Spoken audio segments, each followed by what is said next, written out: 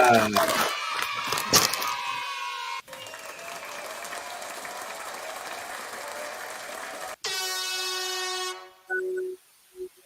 All right, sports update, fellas. What's good? Good. We right back. We right back. Took a week off. Right back at y'all. Right back at y'all. Sir. All right. Got to get our boy out the bed, man. I was blowing my nose. I promise I wasn't doing anything else. I was blowing my nose. That's it. All right, cool. So yeah, I want to start it off with some NCAA basketball, man. College basketball. So we got a big one in the Big Ten tomorrow. We got Michigan State. Michigan State currently a half game behind Michigan for that first number one spot in the Big Ten. So Adrian, what's your predictions for this game?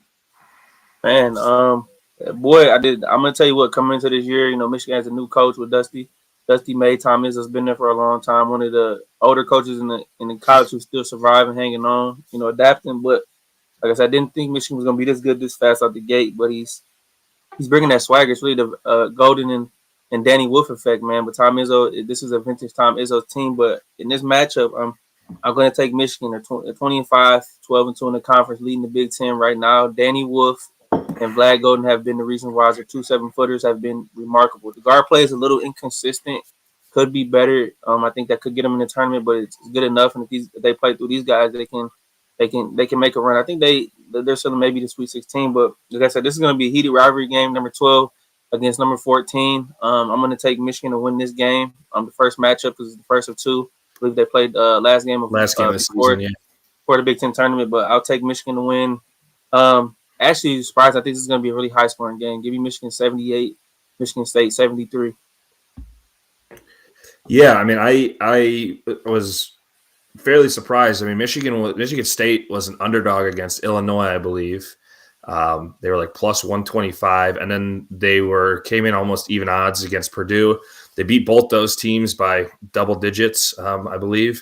I mean, Michigan is a good team. I've said before, I like Dusty May, and no matter how much I don't like the school of Michigan, I think Dusty May is a great coach. You do have two freaks. I mean, Wolf is crazy at that point center position. The thing about Michigan is I thought they started off so in such a weird spot, and I wanted to say start off slow, but it wasn't really that slow. But I didn't expect them to be first in the Big Ten, to be honest with you. But when you get all these transfers coming in, I mean, obviously, and Dusty May's a good head coach, that's going to do you wonders. Tom Izzo, obviously, we all know who Tom Izzo is. He just broke Bobby Knight's record. But I think that this Michigan State team has caught new fire with Jace Richardson in the starting lineup. That dude's been a stud. And then you have obviously Fears, all the other guys, Colin Carr, the centers that they got. So I do think it's going to be a tough game. I mean, obviously, they're playing at Michigan in this one, right? This is in Breslin. They play Breslin every year.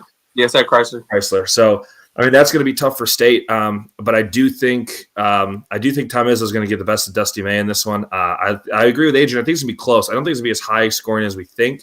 I'm going to take Michigan State 70, Michigan 66. Okay. Yeah, I expect it to be a good one. I just think State's going to probably run it through the guards and try and keep it on the perimeter a little bit more and hope for the big guys to kind of do their thing against Wolf and that other guy whose name I can never pronounce. Oh, Golden? Black Golden? No, he's the other tall, like, European guy they got. Oh, Shedder? Will Shedder, it starts with a T. Yeah, maybe that's what it is. But I think Michigan, like Reid called it, Raaj, Michigan State's best player coming into this year, did not expect it, is Jace Richardson. He has came along. That's the son of former Michigan State Spartan, Jason Richardson. He's been phenomenal. He's better than Jaden Akins, better than Trey Holloman, better than Kohler. But that's a complete Michigan State team over there. But I just think that the home court is going to play a big advantage in this game. The Chrysler, some of these games Michigan has escaped this year. Purdue last week came back. Braden Smith almost brought them back. They came back, beat Penn State. It's gonna be rocking in there. We already know these teams don't like each other. It's not the same thing as football and basketball. I mean, it's football, but it is gonna be loud. It is gonna be up and at them. Hopefully, the weather is no more snow, guys, so people can get there and they'll get the right rocking. And they got it on a Friday night, which is kind of good, bringing it in Saturday. But it's gonna be wild in there. But it's gonna be a close game though. The only thing about it for me is that I just looked at the way that Ohio State kind of played against U of M. What was that, 2 weeks ago or probably a week ago now? Sunday. Yeah. So, I mean, they kind of ran it through their guards and did a little bit more perimeter play. I think Izzo's going to be smart enough to do that and try and lock down the big guys of Michigan because, I mean, Michigan still does have really good guards. The guy who screwed me on my bet, I can't number 3 on the he got me on my bet, but I mean, so did Foster Lawyer's brother for Purdue. So I mean, they both left. Fletcher. Yeah, they both left me. I needed 10 points from each of them. They both left me with 8 on both my bets. So it's going to definitely be a good game. Those games are always exciting to watch. You know, I mean, the football's obviously exciting, but basketball because Michigan generally, you know, Michigan is generally a better opponent in basketball than Michigan State is as an opponent in football for you know a lot of years that have come around. So I think it's going to be a good one, man. For sure, I'm definitely excited for that one. So Adrian, as far as the seeding, like whoever gets the number 1 seed in the Big Ten and whoever doesn't get the 1 seed, do you think that matters going into the tournament? Is that 1 seed coveted? As far as the Big Ten tournament or the NCAA tournament? The NCAA tournament. Because I believe I think whoever gets the first seed in the Big Ten should get a 1 seed, correct? With the way it's going right now, Joe Lunardi did his bracket. You know, bracketized. We are familiar with him. It's looking like it's going to be Duke with the 1 seed and then 3 SEC teams because the SEC is loaded. I think probably the highest the Big Ten can climb, just because it's not is great from top to bottom. Would probably be a 2 seed, but I think Michigan State ultimately gets maybe 3-4 seed respectively. Rather vice versa, whether you want to switch it because the Big Ten's is better than we thought it would be. But I'm looking at like they can win it out, maybe a 3 seed, 3-4 seed for both of them, which is still pretty good.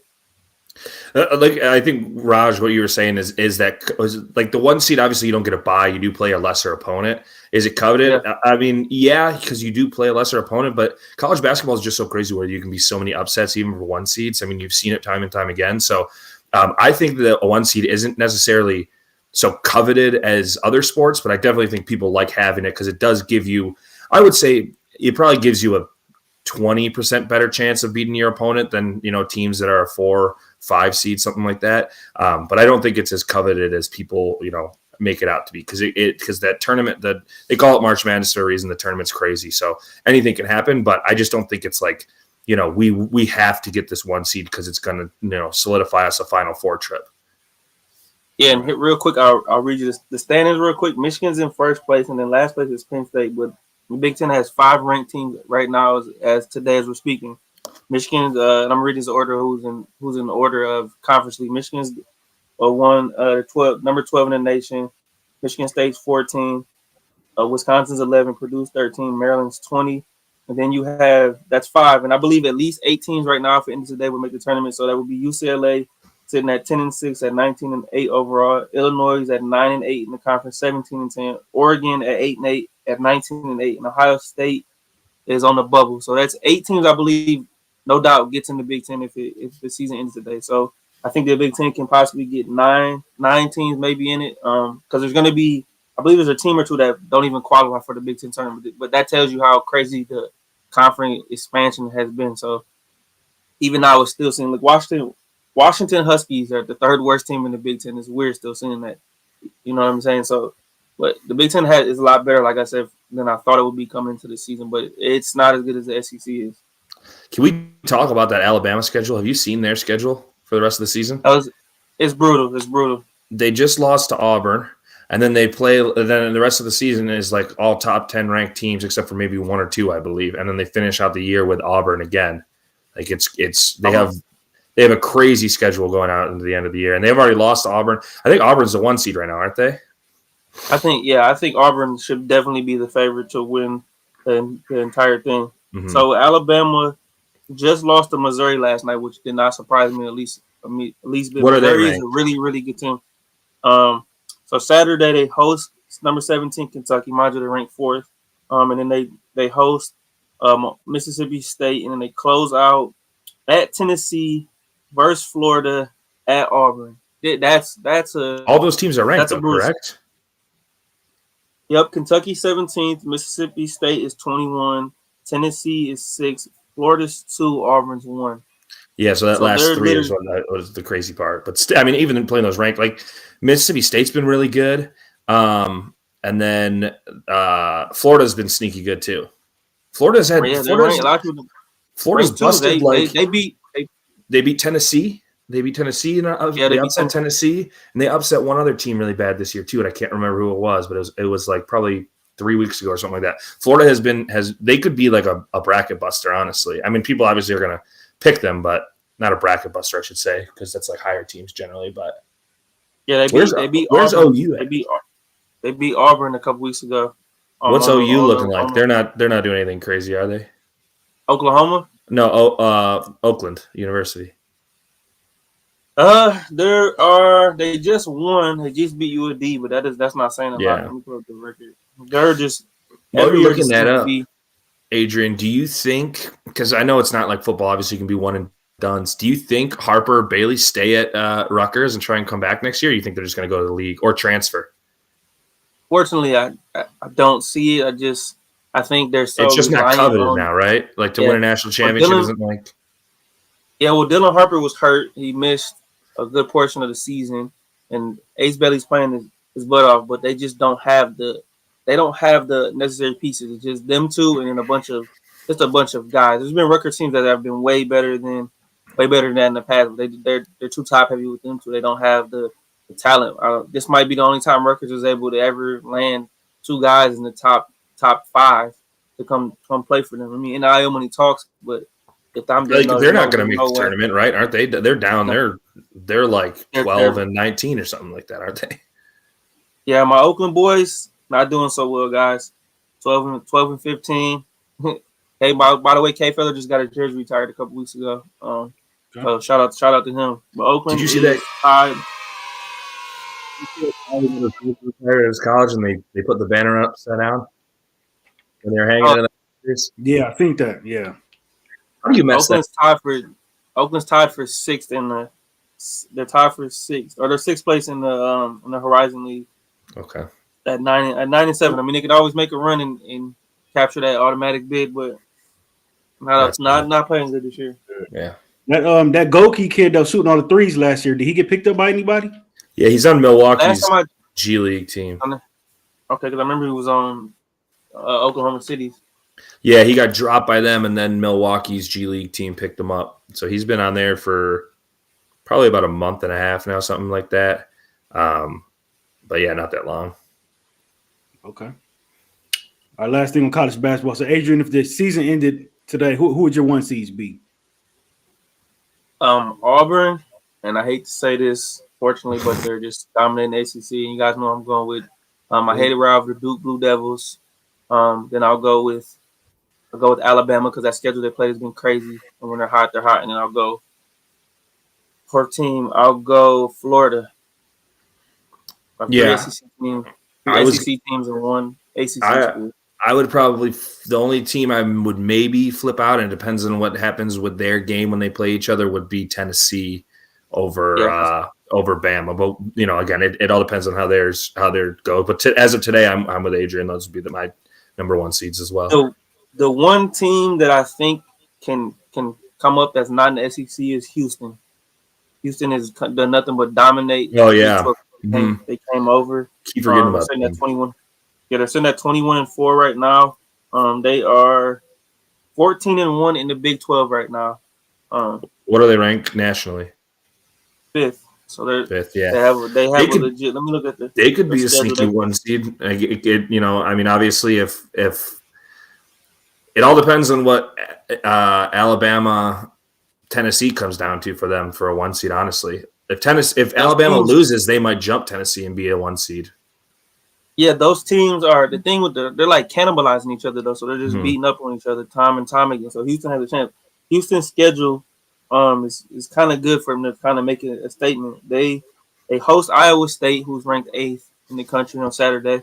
Then Monday next week they travel to Texas Tech, who's ranked 9th, which is a sleeper team that nobody's paying attention to. Then they finish out at home versus Cincinnati. At home versus Kansas. Kansas is completely falling off the map. It's bad. You just hate to see Hunter Dickinson not do anything over there. But no, you love to see him in Michigan. So they have he's just a stat pattern. But he had to chase that money. They have a shot. Yeah, they have a shot. I think they have a legit shot to get that 1 seed as well. So we'll see what happens. But I think It could just be them cannibalizing each other. The SEC beating up on one another. But Auburn and Duke are my two locks. There's no doubt about it. They're not. Those two teams are locks for one season. Absolutely. Sure. Yeah, I agree.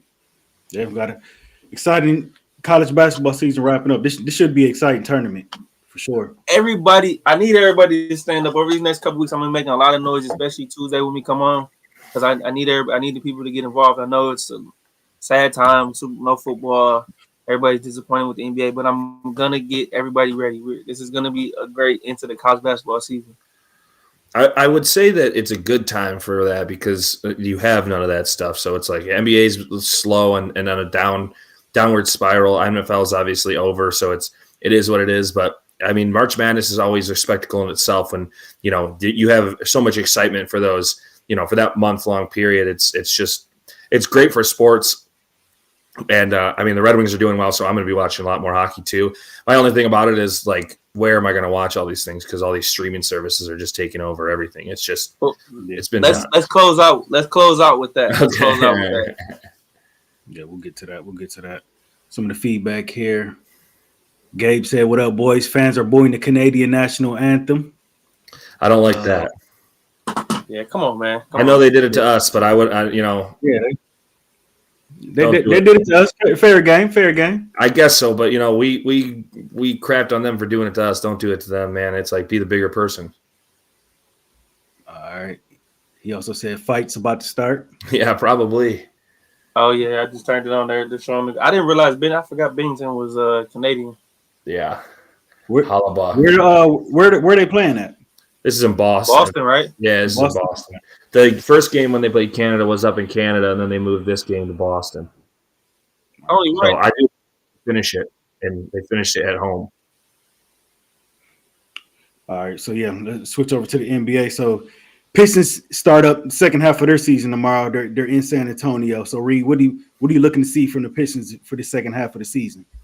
Yeah, I first want to get to it. Prayers up for Wemby, and even though he's not on our team, it sucks to see a guy go down like that. We've seen plenty. I mean, we had a guy in-house, Asar Thompson, went down for the year with his blood clots in his legs. Chris Bosh, as we all know, Hall of Famer. His career kind of got cut short because of his blood clot. So hopefully everything's good with him. They just found it in his right arm. Hopefully it doesn't mess him up. Even if it does and he can't shoot threes anymore, he's still going to be a problem because he's just a freak athlete. But yeah, I think the Pistons, I think the Cade, we won't talk about the All-Star weekend. He looked like he was checked out, and it was just kind of fun vacation for him. But I think Cade's ready to get back into it, ready to play. Malik Beasley's doing, a lot of side works. I saw him doing a few streams with some Twitch guys. But I think that they're ready. I saw a funny article on ESPN. Could the Pistons have comeback player of the year or is it most improved? I think it was most improved player of the year and sixth man of the year. Which is crazy to me that Malik Beasley was third in betting for comeback player of the year. Or not comeback player, I'm sorry, sixth man. Yeah, what I saw on FanDuel, he was like plus 1,600 for sixth man. So I would throw $10 on that for potentially happening because he's averaging as long as Ivy's out, he's going to keep getting those points. So I think that they're going to come out hot. Hopefully, Asar continues to play well. He had a really good streak that last 5 games before the All-Star break where he was getting double-digit points and almost 9 rebounds. I think he was averaging 14 points and like 7 rebounds a game. So if he can keep that up, he obviously doesn't have the 3-point shot, but he doesn't really need it if you can keep playing good defensively and running the court the way that you have to and making. I think he's shooting 89% from the field, whether that's dunking, shooting, whatever it is. But yeah, I think that they're going to come out hot. I think that I don't think they're going to drop down lower than that 6th seed. I think that they'll stay between that 6th and 5th seed as long as they keep the cohesion together and everybody stays healthy. And I think that they're definitely going to be, they don't worry about a play-in. You're going to be an actual playoff team. So you lose that first round pick to the Knicks, but that is what it is. It would have been a higher lottery pick anyway. I'd rather, have these kids get, work together and get cohesive than have, another top 10 pick or whatever it is and have that guy, maybe not pan out. I don't need any more picks. I want these guys to play. Hopefully Cade just keeps continuing to improve and solidifying himself as, the next one of the next top talents in the league. So I think this team's going to, like I said, I think their ceiling is probably the 5th seed. And I think the lowest they'll go is probably a 7th seed, but I think they're going to stay between 6 and 5, honestly.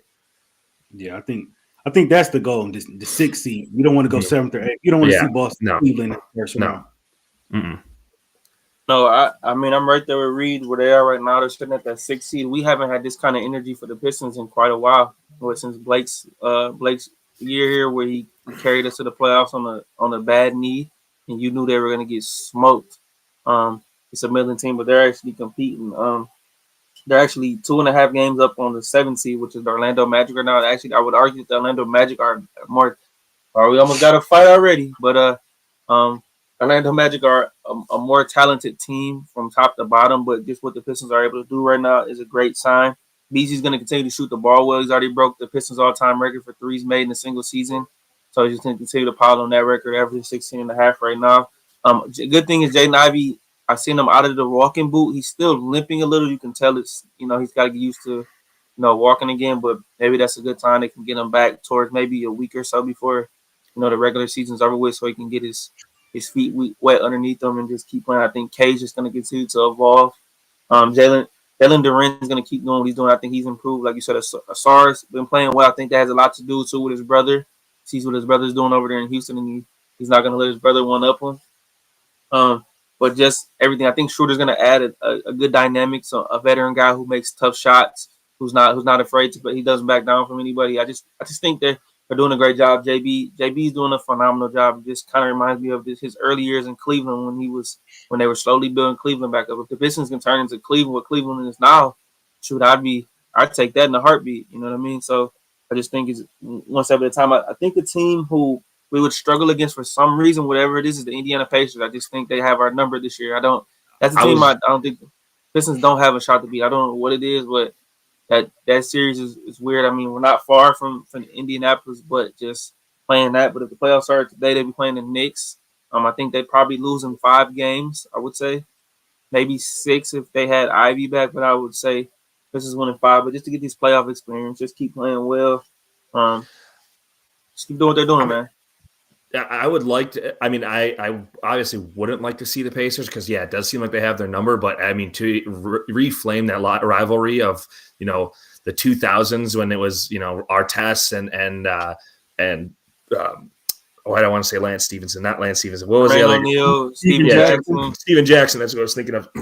Steven Jackson. All those guys do it again. It's basically back on. Halliburton obviously has the bad taste in his mouth from not getting drafted by the Pistons, and then you have obviously the Miles Turner and Beef Stew kind of beef going on. Like that would be an interesting playoff series. Like Adrian said, I wouldn't really want to see them because they do have the number. But you say the Knicks. I mean, obviously the Knicks have superstar power with Brunson and Cat. I almost think that series would be better than the Pacers series because they've had the Pistons have had the Knicks number this year. Cade has beat them twice in Madison Square Garden. Like they played well against them, and as long as they can keep Brunson under wraps, which you have guys that can defend Brunson, whether it's Cade or Asar or whoever you put out there. I would just like to see. I would just like to see. If Ivy comes back, keep Asar out on the floor. And I know Hardaway, can shoot the 3 and he can make those shots. But I would like to have the defense of Asar out there over Hardaway. Give me the Ivy, Cade, Asar, Tobias, and Jalen starting 5 in the playoffs. I think that would be a very good starting 5 because Tim Hardaway's been a little lackluster, and I don't want to, he's a good veteran presence. I don't want to, shoot him dead, but he just hasn't really performed as what I thought he would. But yeah, again, I'm with Adrian. I don't want to see the Pacers, but I think it'd be cool for the rivalry. I do think we give him a lot of slack, but Tobias is a huge factor in his team, even though some nights he doesn't give us the points we need. But that veteran leadership, he's been in the trenches, he's been in those playoff runs. I think it would add some help, and I just think the better teams the Pistons play in the playoffs is going to be tougher because now it comes down to a 7-game series, so teams can lock in on Cade, and I think other guys are going to have to step up and get better as we close out these last 2.5 months of this regular season. So I got to see guys improve. Like I said, I love what I'm seeing from Asar. It's a great sign. I think like Reid said, them blood clots to start the season. Oh, well, he got it last year, but he was still dealing with that, kind of slowed his development along. So now you can kind of see it. So he might even be farther along now if he didn't have those. But just That's a great sign, but that tells you what Fred Vincent's done. The shooting coach we got, just JB, just throwing some energy into this team and life. You just see these guys like playing with each other. We're not going to get a lot from Tech. I'm just telling you guys now. Yeah, never been a big proponent of Tech. I told you guys last summer when they signed him. I just was not a huge fan of it. But they should have dealt him at the deadline. The problem with dealing with the deadline is he was so bad. Like, you couldn't get anything for him. I mean, I agree with you, Raj, for sure. Like, definitely try to get rid of him. But like, he's been if he was 50% better at that point of the season, I would say trade him. Or if he was even anything of what he was last year, then yeah, sure, trade him. But he's just been nothing that they could have gotten anything for. He's just not what you thought he was going to be. And I think a lot of it had to do with the smoke and mirrors of the team last year. There was nobody on Cade's team last year. And it just so happens that, Tech was the only guy that could shoot threes really, other than Bogdanovich. And he was, still even – he's older and couldn't really do much. So I agree with you. They should have tried and dealt him, but it's just like people probably would have wanted Tim Hardaway way more than they would have wanted him. And Tim Hardaway still hasn't even been playing that well. So where I agree, I just think that, I mean, paying him, you thought that you didn't think you were going to get what you got out of Malik Beasley. You thought Tim Hardaway was going to be a little bit better. And Tech was going to be that guy coming off the bench shooting the threes, not Beasley. So yeah, I agree. I just don't think they could have gotten anything for him. That's why they didn't do it. Oh, by the way, Canada just scored Nathan McKinney. Yeah, I saw that. I'm still Canada.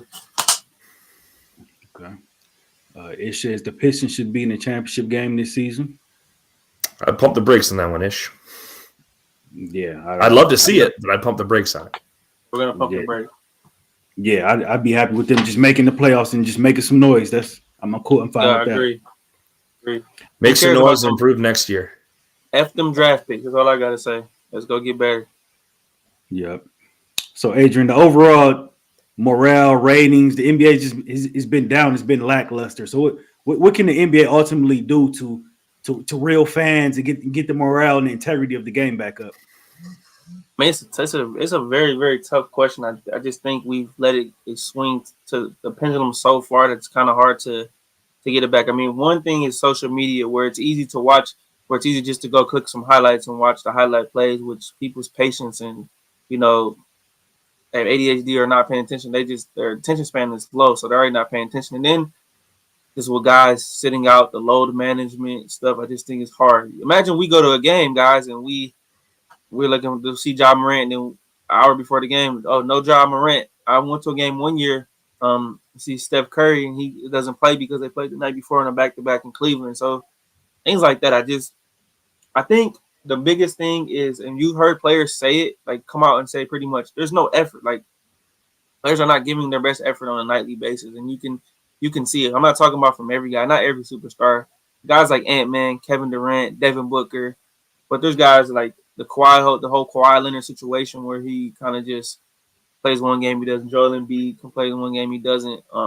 All the fouls, I think a lot of the three-point shooting, there's too many threes. There's no mid-range game. There's no substance to the game. Draymond, a lot of things I heard Draymond Green say, he will spot on. But I think the biggest thing, these players need to come out and give maximum effort and play these games and let the fans come and see them and watch them play. And I think that's the biggest thing. Until they get more consistently. I even heard Paul George say he was getting bored. I may miss the context of that statement, but you have to give effort. The NFL does. When you watch NFL players play, they give effort. Hockey give effort. Look at this Four Nations Cup right now. These guys are giving effort, and this is not even a regular season game. This is for the nations. It's almost like they're Olympics. But my biggest thing is give effort. I think the NBA and the PA are going to have to figure something out where these guys give more effort. Because if you think about it, David Stern, God rest his soul, if he was still alive, this would never be going on. Never. And I just think the guys are making so much money now that they just kind of just don't care, unfortunately. The Kobe's of the world, the Kevin Durant's of the world, the Dirks of the world, the MJs.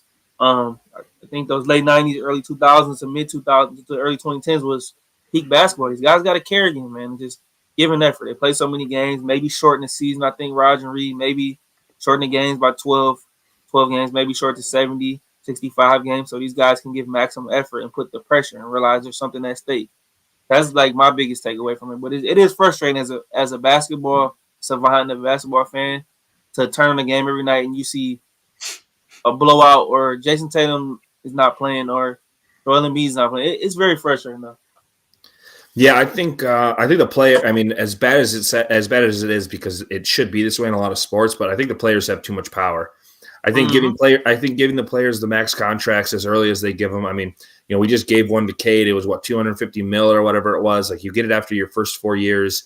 I mean, look at the NFL. Like, NFL doesn't give guaranteed max contracts because obviously their rules are different. But like, you're not seeing, Aiden is up for a contract this year. Like, Aiden obviously is going to get paid because he's a great player, but like, Aiden's not going to come out and get, this crazy amount of money that's going to make him. And then Aiden can't go out and be like, okay, well, we have to go and play Green Bay on the road. And then we have to, go and then play Chicago, or, we have to go and play, X team on the road, like two away games. Like, Aiden's not gonna be like, okay, I'm going to play in Green Bay, but I'm not going to play against Houston or, whoever they play. I'm not going to play against, this team. So like, they can't do it in the NFL. Different games, obviously, but that's what I'm saying. Like, I think the players have a little bit too much power and a little bit too much say so. Like, guys, it's almost to a transfer portal effect to where it's like, look at Jimmy Butler. How many times he's kind of sat around and complained and got traded from teams. Or, I mean, there's a lot of players that do it. I mean, Kevin Durant, when he went into Golden State, obviously that was a little bit different scenario, but like, players just have too much control of what they can do with the teams, or to the teams, so they can just sit out when they want, and they can take these games off. Like Adrian said, if that's going to be the case, if these guys want to sit out because 82 games is too much, shorten the season to 70 games, or shorten the season to 68 games, or something a little bit shorter, so where they don't have to sit out, and your fans can go watch it and make it more interesting. I mean, I don't know if you could ever get away with doing the 2 halves like they do in college, because I think that'd be, a little too strenuous if you made it, because they would have to be longer than college halves. But you have to figure something out in that way. But it's just it's so much convoluted. There's so much convoluted backside to this, where like, you can't just change one thing and expect it to be good. I think a lot of it has to do with the creation of super teams and teams wanting to go, and players wanting to go play with other superstars. PK Subban, who's we're talking about the hockey. He made a great point about the NBA, where like, hockey players, like, yeah, there's superstars in hockey, and obviously there's not as much viewership, but like, there's not as many, like, when they talk about like great players, like there's obviously the great players in the NBA, your Michael Jordan, your LeBron James, but like in the NHL, there's not like solidified like superstars like that. Like, a lot of the guys are like team guys, where it's like, it's almost like how the Pistons are working right now. Like, Cade is a superstar, he was an all-star, but it's not like everybody's looking at it and like, they think that this team is like one unit. It's not like, a lot of it is Cade's team because he's the best player, but it's not like because it's a LeBron, he needs everything. And like, I just think a lot of it has to do with how the players are perceived, and the money aspect of it. And like you just said, social media. It's not an overnight fix. There's going to be a lot of I's to dot and T's to cross before you really find a solution to make the NBA interesting again. And a lot of it too, I mean, as bad as it to say, is like toughness. I mean, you look at the guys who come out and fouls really need to be brought back. I think, one thing for me watching NBA games, whether it's a Pistons game or I'm watching a, Oklahoma City game, like Shai Gilgeous-Alexander, I was just seeing the other day, he averages 8.5 free throws a game. Luka averages, when he is playing, 8.9 free throws a game. Like, these guys are averaging way too many free throws in a game. Like, the whistles are way too loose in the NBA, and just watching a game where I see a guy drive the lane and he goes up and he gets hit, whether it's a foul or not, I guess like he goes to the line. I just don't want to see guys standing up there. And it's to the point where I'm watching, 5 minutes of the game is guys taking free throws. So if you could figure out how to do that and change that around, then, sure. But I just feel like the rules are, it's the effect of the NFL. I know I'm rambling, but it's the effect of the NFL where it's like, defensive players get penalized way more than offensive players in the NFL, whether it's pass interferences or holdings or attacking on the quarterback or, hands to the face on whatever.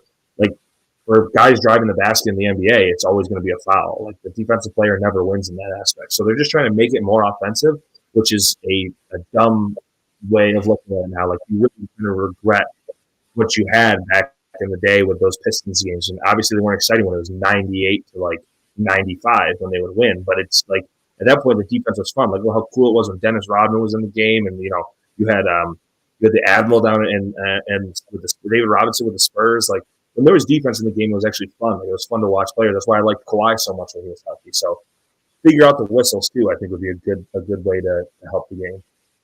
Sorry for the yeah. I think a lot of it is the guys are divas. You've seen these guys making $200 million and they're crying and complaining. A lot of people don't like that. The load management is hurting the game. A lot of superstars aren't playing, and they got to do better with All-Star Weekend too. With the All-Star game, I know they changed the format this year, but the All-Star game, the dunk contest, make All-Star Weekend more exciting too. Those three things right there, I think, can help. But man, even that All-Star game, like I watched that All-Star game, and the only reason I really watched it is because I was just betting on the two on Chuck, Kenny, and Shaq. Like I was really only watching it for that. But like even if you watch those games, like the first one was really good of the Rising Stars against the pros because those young kids were trying to like prove themselves. I thought that was pretty cool. Yeah. But like the other games, there was zero defense in those. Like, I mean, Steph, look at how like it was a circus. Steph threw an underhand 3-point shot and made it. Like and it went in. Yeah, and it went in. There's no defense in those All-Star games. I think, honestly, what they should do, and I said this, I don't remember who I was talking to. I was talking to my wife's grandpa the other day. I said to him, he asked me, did you watch the All-Star game? I said, reluctantly, yes. And he said, what would you do to fix it? I said, if you want to make the All-Star game interesting, you let all the big names, you let your LeBrons, you let them be the All-Stars. They're fine. Then they can either choose to, sit out and not play, or you should have like 6 All-Stars that are big names and have them pick the young Rising Stars guys and have there be like a tournament like that and let the young Rising Stars guys play because that would be more interesting. I know you want to see the big names play, but they're not going to play anyway. They're not going to play defense or anything like that. So let the young kids come out here and actually play basketball and make it interesting. I think if you did the younger guys to play, I think it'd be a lot more interesting of a game than, watching these guys run up and down the court and jack threes and do step backs and do all this circus stuff with no defense. I just think the All-Star game is stagnant now. Yeah, no, I agree with every one of you guys' points. It's just like you guys, we all grew up. We watched Kobe, we watched T-Mac, we watched Tony Parker, Tim Duncan, Garnett. We watched Darren Williams, Jason Kidd, go on Ray Allen. Yeah, we watched some great players. Now, seeing these kids now, they really don't understand like the dynamics of how great the NBA was and how great basketball was. I just think with the way these players are acting now, it continues to be a trickle effect for the players coming along, and especially now you add NIL, all these kind of things. These kids become more divas at an early age. Not every kid, but a lot of these kids feel more entitled. So there has to be a precedent set where these guys are setting an example for even the next generation, for the little Reids of the world, even for like cousins or whoever you want to be. You want to see a great product continue to be important. And when, as you start, I think these leagues, and not even just the NBA, get so greedy that they just forget about the people like us who we pay to watch these guys. Fans pay their bills. These guys take these things for granted, like Raaj was saying. You just take these things for granted. These people are the one paying your bills. Don't get too ahead of yourself. Remember what got you there. Stay humble.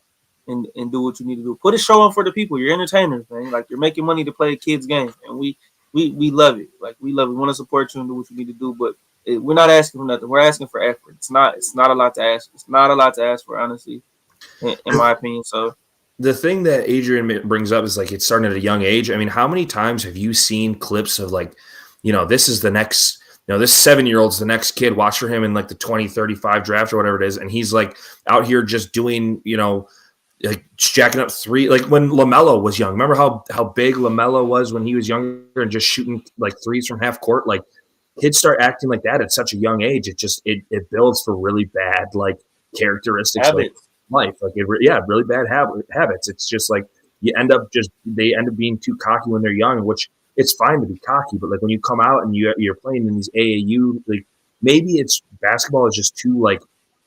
It's too accessible, I guess. I mean, I don't know. Like, there's so many AAU teams. There's so many kids out here that are just like, you just see so many kinds of kids just doing ridiculous crossovers and holding the ball and not passing the ball and trying to make shots, and it waters down the game. I think in a sense of it's not a good product. There's few guys in the league who like. I think it's more the younger guys. These older guys like back towards it. Like Steph is really competitive. KD is even. Wemby was not happy, but it's the European guys who's not from America. You can see the effort when they play. You can see they care. Jokic cares. Wemby cares. Giannis cares, but he was hurt. Like, you know what I'm saying? So it's just there's a lot of things the NBA needs to do. Like, don't take this moment for granted, but just understand that the dynamics. You have too much stuff. We're worrying about too much stuff that's going on off the court. These NBA players care about their brands and deals. Yeah, you get it. You get all that stuff from playing well on the basketball court. Always remember that and keep that thing in mind. You're not just a basketball player, but people would love to see you play basketball. People want to see you care, be competitive. That's I'm gonna just leave it at that because we go on and on and on and on about this, but just we want the NBA to do better. As all three of us speaking from huge basketball fans, we really want to see that. That's all we're asking for. Here's an interesting thing I just thought of after Adrian said the European guys. You want to make the NBA All-Star game interesting? Do rising stars versus the best European guys like who play for like Real Madrid and like stuff like that. Like the Lucas of the world. Like fly those guys out to and you want to spread the game of basketball. I know it's worldwide already, but bring the best guys over from the La Liga league that's over there, or one of the Greek league or one of the other leagues over there, or get the best guys from all those. You make it almost like the Olympics where you play these other teams and make that their European All-Stars, for which they've done that before in like the Rising Stars game, but make that with like their guys over there versus our Rising Stars now, and make that your NBA All-Star game, because the NBA All-Star game is just never going to get better. We've seen it for a decade plus now. And as far as for skills competitions, 3-point dunk contests, find something new, please. Well, no one wants to see any of that. Matt McClung jumping over a car, interesting, cool, I guess. The rest of the guys in there stunk. That I didn't even watch the dunk contest. I watched the highlights. They stunk. That one kid from the Bucks couldn't even make a dunk. Like it didn't look good. Matas Bruzelis couldn't. He was not great. Like we've seen every dunk. We've talked about this last time we were on the pod. You've seen every single dunk happen already. It's not going to happen. Like you're not going to see. And then you see Matt McClung jump over the car, and then you see Ja tweeting and Giannis tweeting. Oh, maybe I'll do. You guys should have been doing it for the last 4 years. You've been in the league. Like, what are you talking about? Now you want to do it because you saw this 5'8" white kid jump over his blacked out Subaru and in the middle of the, like, come on. Like, no, you should have been doing it this whole time. And it may stem from LeBron not doing it in his younger years, but dunk contest stagnant. Like, we've seen it all. Like, you've seen everything done already. I'm done. I love it. Reid said what I said. He said what I was thinking. For sure. It says, will the Shaq and Kobe era of the NBA ball ever return? No. Because you're never going to. No. Hopefully, I'm wrong. Reluctantly, I'm wrong. I hope so too. But you're never going to see the most dominant center in the game with arguably a top 3 player ever on a roster again. Like, that's never going to happen again. You're never going to see another Shaq, in my opinion. Yeah. All right. DC says it'll never get back to Shaq and Kobe era no time soon. NBA players make a lot of money. My bad. The thing's in the way. What does that say? Something taking passion. So I feel like it's taking passion out of the game because I already financially set more in than they did in the 90s. And that's where, and real quick, that's where these players should understand that them guys paved the way and set the way for them to be able to make the kind of money they are now. So just give a little effort. Shoot, SGA is in line to possibly get almost $80 million a year with the Supermax he does before. It's crazy. It's crazy. But I'm off. Isn't Tatum already getting that right now? You said who? No, Tatum's not getting that right now. Tatum's at like 50 or 55 or something like that. But that's what he's an NBA champion. He's earned his money. The Celtics know what they want to do. They know what they're doing. But it's the they're about to sign I think 11-year, $77 billion media rights contract. So the money's going up. 62. We'll say 63 mil is what Jason Tatum's getting. 62.7 this year. This year he is. Yeah, that's his annual. His annual is 62.7. 5-year, 313. Yeah, Luka's contract is going to be up there too. Where if he decides to stay in the league. But he can't get the Supermax because of the trade. So you're right. It's like $100 million. It's going to cost him like $80 to $100 million that he lost from. Yeah. let's just see. Poor guy. See more effort. We'll see. Luckily, we have a team who gives great effort on a nightly basis. So that's a good thing. So we'll see what happens. We'll see if the NBA can get their act together. All right, last one here from DC. He says it's bittersweet because the owners do make a lot of money off the players, and the players are owed that. Yeah, I get it, but I mean, at the end of the day, like I said, other sports owners make a lot of money too, and they still, they don't have this. Like the NFL doesn't have this problem; the owners still make money. So, yeah, for sure. All right, so let's get some NFL in here. What will the stream be without football? So Reid, you put the top 10 list together for us? Yeah, I got you. Let's hear it.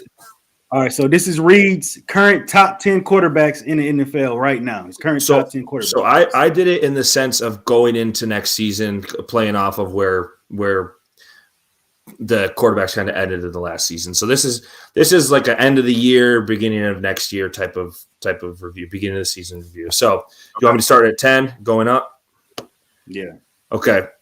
So at number 10, just because I think the team was in a rocky position this year, first year head coach. I still think that he has the talent. I think the team will have the talent around him. I put Justin Herbert at 10. I think the Chargers, they're in a tough division, but I still think they made the playoffs this year. You had J.K. Dobbins, who's a was up and down in his career with the Ravens. They didn't have a whole lot wide receiver wise with McConkey, and he showed out. But Johnson hasn't really played out to what he needed to be. They're building the talent around him. They didn't have a tight end. Colston Loveland's going to be there for Harbaugh next year. So I think Herbert is solid at 10. I think he has projection to be higher up.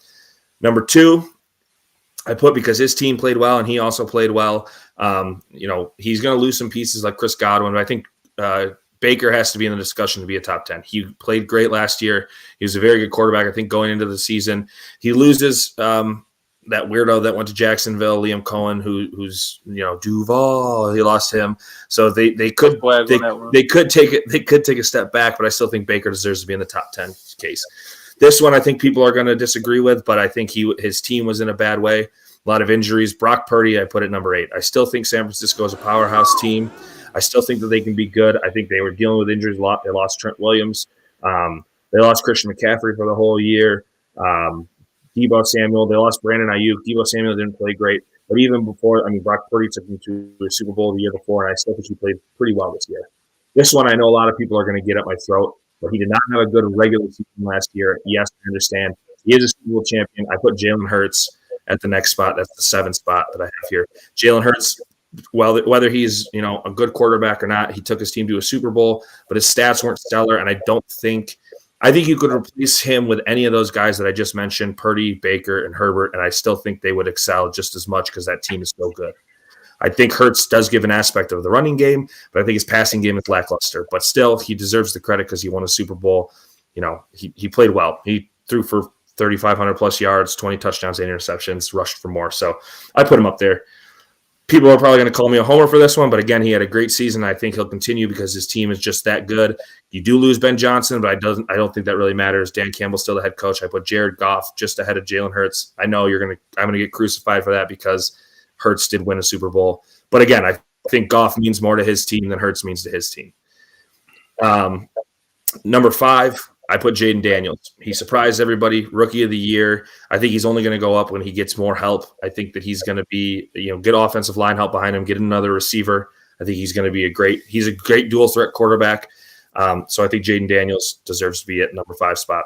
This is another one, again, I think people are going to kill me for because of how good he is and he's in the conversation. I put Patrick Mahomes at number 4 because he did not have a good season last year. I think next year he could pick it up, but I still think unless they get him some help, depending on where Rashee Rice is, I still think that we are up in the air with Travis Kelce. He has until March 17th, I believe, to tell him if he's coming back or retiring. If he loses Travis Kelce, that's a big detriment to that offense.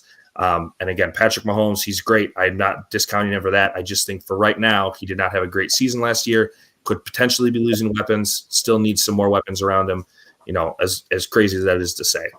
Number 3, a guy who has weapons around him, runs a great offense, has a terrible ownership and terrible defense. Joe Burrow, I put number 4. 2 years in a row where he's thrown for 40 passing touchdowns and almost 5,000 yards. He came off a bad wrist injury. Granted, again, I don't think he had a good team around him, but as a quarterback, I think he is the number 3 quarterback. Number 2, I put Lamar Jackson just because I think Lamar Jackson does have weapons around him. Whether Mark Andrews dropped the ball at the goal line or not for him, I think Mark Andrews might be a trade candidate in this offseason. Try and get rid of him and bring Isaiah Likely in as be the new tight end number 1 and they'll try and get a wide receiver for him. I think they want to get Lamar help as the wide receiver for another wide receiver to go along with Zay Flowers.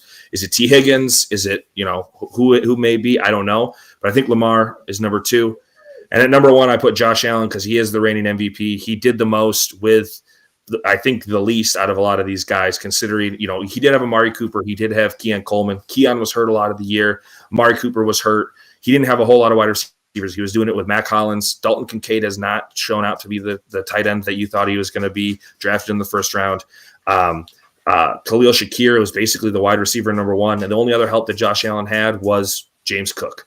So I think winning an MVP, granted, whether he deserved to win it or not, if you're a Lamar fan, you think Lamar should have won it, that's fine. I don't think Lamar should have won it in 2023, but I think Josh Allen just did the most with his team. He probably, could have played better against the Chiefs. I just think he did the most with the least out of all of these other quarterbacks that are on this list. Raaj, you go first. I agree. I give you the top four. Your top four. Everything under the four, I disagree with 5 through 10. I'm putting Matthew Stafford over Brock Purdy and Baker Mayfield. Okay. I don't know why you didn't have Stafford in there. He was 11. Stafford's top 10. He's over Purdy. He's also a candidate for like up in the air going into the next year. So again, I put this to like beginning of the next starting the year. So I just don't know where he's going to be. He could potentially be higher. That's fine if you want to move him above Baker and Purdy. It's fine with me. I had him at 11. Okay, yeah, I'm putting Stafford over those guys. I'm putting Hurts over Goff. Okay, because I'm just flipping on one spot. Just Hurts over Goff, and I'm putting Herbert. Okay, so I'm inserting Stafford, and I'm taking out Purdy. I'm putting Stafford in. I'm moving Herbert up, and then I'll put Baker at 10. That's what I would do. Okay. So yeah, other than that, I agree with the top four though. I'm right there with you in the top four. I do think Patrick Mahomes is still the best quarterback in the NFL. I mean, 22 touchdowns, 3,900 yards. That team was underwhelming offensive with the weapons. I know Reid talked about Buffalo, but Patrick Mahomes didn't have a lot. That running game was awful. But, top four, rather order, I think it's more of a preference thing with those guys. They're all elite quarterbacks. I'd move Hurts up to 5. I just don't think he gets enough ability to know some games, but they were balling. He makes the plays when he needs to make the plays. I agree with you. There's one guy I think Reid left out. I'm going to ask him where he had him before I put him in my top 10. Where did you have my boy J Love? Jordan Love, he was 12, and Kyler Murray was 13. Okay, I would take out. I like Baker, but I'm taking Baker out, and I'm putting Jordan Love at 10. I gotta put Jordan Love at 10 and take Baker out. Other than that, I like the list. I just think that you can argue those that 7 through 11, 7 through 12 range. I think Jordan Love was banged up. He got healthy, got hurt again. I think he's gonna have a monster year this year for Green Bay. They need to go out and get him a really explosive number one receiver. I think Josh Jacobs is a stud. But I'll say that to the other receivers in the room because they weren't happy. Yeah. We know, but they got to fall in line, and you got to get a true legit number one. But I like the list. I love it. I think it's just top four, like you said. That's however you want to do it. But I think we're in a good position. We're in a great position with the quarterbacks in the NFL right now. So again, the only hold on. I'm putting Hurts over Jaden Daniels too. Yeah, you have Hurts. You have Hurts at 5. Jaden Daniels got to drop a little more for me. So the thing about again, the reason I did this, part of the component that went into it was what teams did with what they had, and I think that again, Jalen Hurts, great quarterback, Super Bowl winning quarterback. He had legitimately the best team. I don't think at the end of the year, I don't think the last half of the year, I don't think anybody, Detroit Lions fully healthy or not, I don't think anybody was beating that Eagles team. That Eagles team was on fire. They rushed 4 guys all game in the Super Bowl, and they beat the Chiefs. They didn't have to. They didn't blitz. They barely blitzed, and they still beat the Chiefs. So I just think Hurts didn't have to do a whole lot all season for that team to win. Again, I think you can probably swap any one of these quarterbacks that's on this list onto that Eagles team, and I guarantee you they're still in the same position that they were in. When you have a running back like Saquon Barkley that is running all over the place all year, when you have a defense that can get to the quarterback and the corners don't need to do a whole lot, that's the whole thing about getting Myles Garrett for this Lions team. I just think Hurts, and even before he won the Super Bowl, I mean, you would look at the way people were talking about. You were looking at the way. Just scored. Let's go. I'm behind. Yeah, sorry. You're good. YouTube TV stream. I must have rewinded or something. Well, sorry to throw you up, but there's a setting I'll show you how to do it where you can take the delay off. I fixed it, so I'm like pretty much like Was it 2 seconds Brady? behind You instead had of. to Chuck. But yeah, I just think Hurts is great. He won the Super Bowl. But if you were to rewind to the beginning of this season, a lot of people don't have Hurts and like barely have Hurts in the top 10. I mean, he was up there. He's bottom half of the top 10. He's probably anywhere from 7 to 10 if people were to talk about him last year. I just don't think Hurts is the caliber of quarterback that a lot of the other guys ahead of him were. I think Jaden Daniels showed you a lot as a rookie, being how good he was with the team that he had and the things that he did. I definitely think that he caliber of quarterback wise, I think that he's better. And again, Goff, I don't mind flopping him and Goff. That's perfectly fine because Goff, he choked at the end of the year, but Goff also had a great year, best completion percentage out of anybody. He plays on a great team. Could he take a step back with Ben Johnson being gone? Sure. I just think Jalen Hurts, when it comes down to it, is this team that he has is just so good that he's not the difference maker on the team, in my opinion. I love it. I love the back and forth. I think overall though, Reid, it's a great list. You just like I said, it's guys on the bottom, you can go back and forth, but I think we're really going to see an explosion this year, especially because the quarterback draft coming in this year is not great. So we're going to see. Like Raaj said, with this top four, I mean, you can go anywhere. I mean, you can put Lamar at the top if you wanted. Like, I'm not going to be super mad at it. I'm not a big Lamar fan, but I'm not going to be mad at it because he played well. I think Burrow is in a really bad situation. Mahomes obviously is in consideration to be the GOAT. He just didn't have a lot on his team this year, and he didn't play great this year. So I think Rashee Rice going down was a big detriment to them, and then the Travis Kelce thing coming up is crazy. But I think, those top four are, any way you shake it, those guys are the top four. So. Sure. Hey, every week I think we got a lot of content we got to find for the people. I think these next few weeks, every week we should do a top 10 list of each position list heading into next season. So I would say next week we should do probably let's do running backs, and then we can go wide receiver, tight end, offensive line, etc. We'll get real nerdy with it. We got the time, so yeah, for sure. Up until the draft and combine, at least. Yeah, we'll do some draft. The combine actually starts next week, so we'll be able to talk about the combine after, not next week, but the week after that. And I want to give you guys my thoughts on the Netflix thing, NFL, but we can get to that Tuesday because I know I don't want to. Everybody's attention span is probably short, so I was gonna close it out with that. If y'all want to get into it, y'all want to. I'll give you my quick thoughts on it. I'll give you a quick brief. Yeah, we can basically go with the NFL. Yeah, but just basically real quick, I'll give you guys people who know about it. Netflix is trying to bid for the NFL, which means not for like a Thursday night game or like a Christmas Day game or holiday game. They're trying to bid for one of those window slots, like the big time, like the 1 o'clock and the 4 o'clock, the 1 o'clock and the 4 o'clock windows. And if that happens, I think we're all in trouble. We want to cut the cord, but we can see prices go high because they're not going to just add extra money to your Netflix account, which I'm already pissed that Netflix is going up, but that's. No, besides, they'll have a separate thing where you have to pay to watch the NFL games on Netflix, and so even more money out of pocket. But I just think if the NFL decides to do that, I think they're just getting greedy because Netflix has the money to outbid Fox or CBS, whatever they do. But like I said, I'll get more into it, but it's just a food for thought for people to keep an eye on. And the NFL's contract, I believe, is up in 2032, and they can opt out after 28, I believe. So this is something to keep mind of.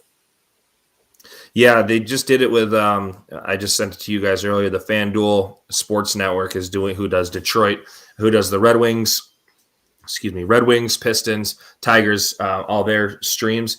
They are doing a deal with Amazon to where you can pay an extra $20 on top of your Prime subscription, and you can watch all those games. So Netflix would probably do something like that, where you already pay the $10.99 or whatever it is, and then you would have to probably pay an extra $20 or $30 on top of that a month, maybe more. It probably is going to be more to get those 1 p.m. games, which I think is absolutely insane and should not be allowed. But here we are. It's just a system of greed that we live in. I mean, you have to have 30 streaming services to watch any game these days. Yeah, Roger, I'll get real deep into the depths of it on Tuesday because there's a lot I need more to say, but I'll rant way too long about it right now. But Lenny was talking about it yesterday a little bit, but it's a lot we need to talk about. But so yeah, it's very frustrating. So all right, cool. Well, yeah, Last comment before we get up out of here. It says it will be the Eagles versus Chiefs in the Super Bowl next season. Just watch and see. Hey, I mean, the Eagles are going to run it back. I believe the Chiefs are going to address the offensive line and go get some receivers. It's very, very possible. But still watch out for it. I think the ultimate wild card is let's see where Myles Garrett lands. Mm-hmm. Yes. Because if he goes to Philly, Philly's going back. If he goes to Philly, there needs to be like some sort of investigation. Like, how can you land him? There has to be some sort of like somebody they need to like send the Pope to Howie Roseman's office and have him perform like an exorcism, because that man, if he pulls that off as a GM with this team that he has, I don't think I'll forego the season. I don't think I'll watch the NFL season. That'll be insane. I'll give you guys my thoughts next week on what I think the Steelers need to do, and because I'm a little worried, but I'll save that for you guys and the people. We'll talk about it in the group chat, but I'm a little worried, so we'll get to that. All right, cool. All right, well, yeah, there you go. We squeezed a lot in there. Good show, fellas. Anything else you want to add? Get up out of here. No, good to be back. USA. I know we missed you guys. Yeah, go USA up. It's 1-1 after the first period, so we'll be back with some. We'll give you guys there'll be a lot of content. We're just gonna be posting stuff right now. We finally give the people what they want. So, yes, sir. All right, well, yeah, good show, fellas. Make sure y'all like the video. Make sure y'all subscribe to the channel, and we'll see you guys next Tuesday, 8:00. Peace.